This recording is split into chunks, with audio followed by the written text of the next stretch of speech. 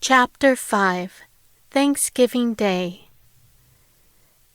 It was a bright and sunny morning on this Thanksgiving Day, although a bit on the cool side with a temperature in the low 30s.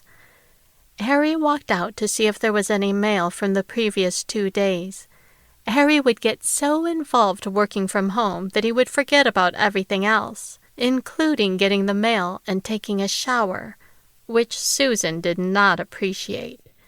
Harry often took his morning shower at 6 p.m. As Harry walked out to the Kerb's mailbox, he noticed most neighbors out decorating their homes. He thought to himself, Jesus Christ, it's 7 a.m. on a holiday. These people are crazy. The neighbor from next door met Harry, still in his robe and slippers at the mailbox. Hi there, neighbor.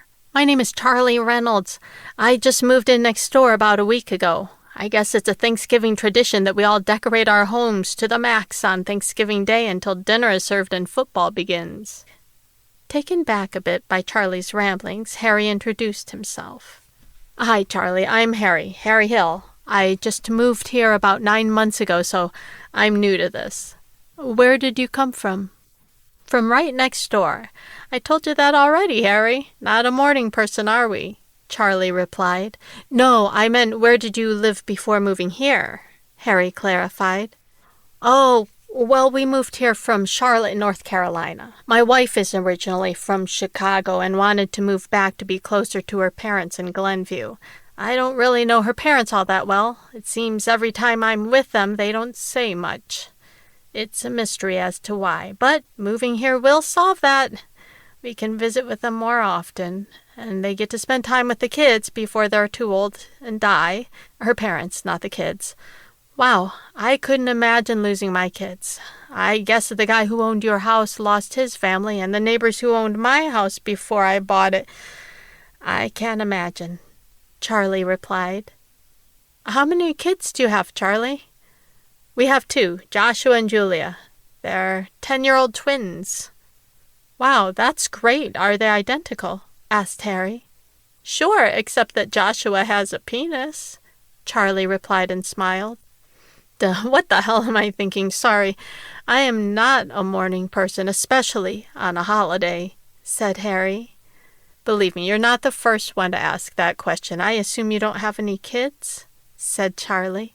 Well, actually, we do. Listen, Charlie, I'm freezing out here. Would you like to come in for a cup of coffee? Asked Harry as he shivered. Now, who's the moron? I should have realized that you would be cold standing here in just a robe and slippers. Yep, no wonder you're freezing, Charlie went on and on. Charlie, coffee? Asked Harry. No, maybe later. I've got to get these decorations up before it's too late. Thanks for the invite, though. Maybe you and your wife can stop by for coffee or a drink later this evening, suggested Charlie.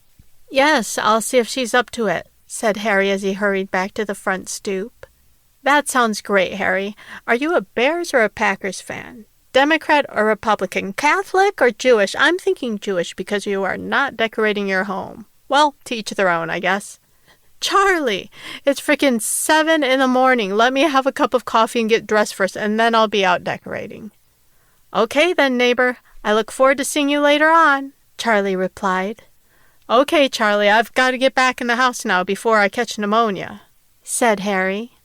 As Charlie walked back to his house next door, he said, Nice guy. Quiet, though.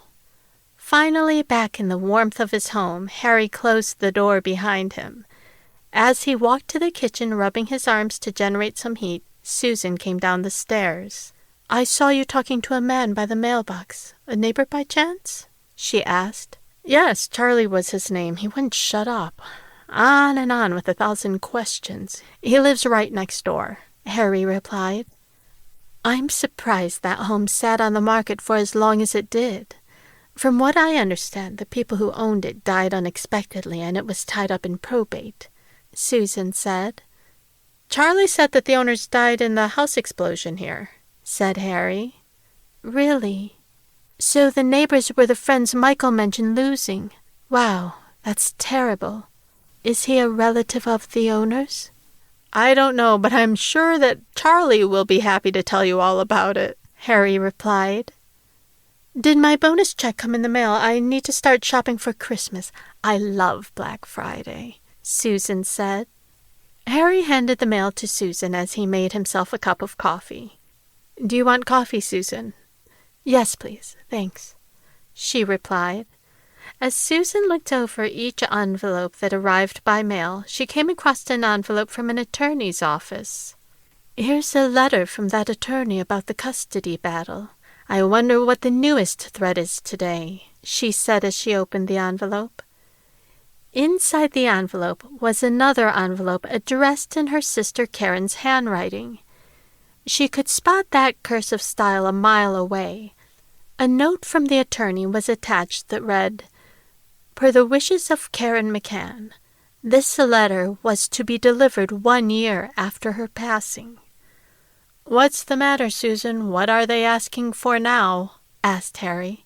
It's not from Rick's parents' attorney. It's from Karen's attorney. She had them send me a letter, she replied. A letter? From Karen? Now? Asked Harry.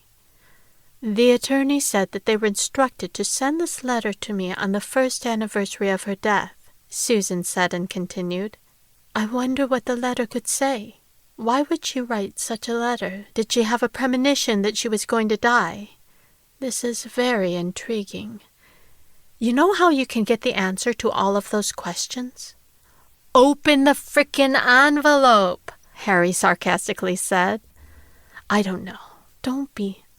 I know. Don't be such a wise ass, or I'll invite Charlie over for lunch, Susan threatened. No, anything but that. Please, not the Charlie confinement punishment, Harry mused.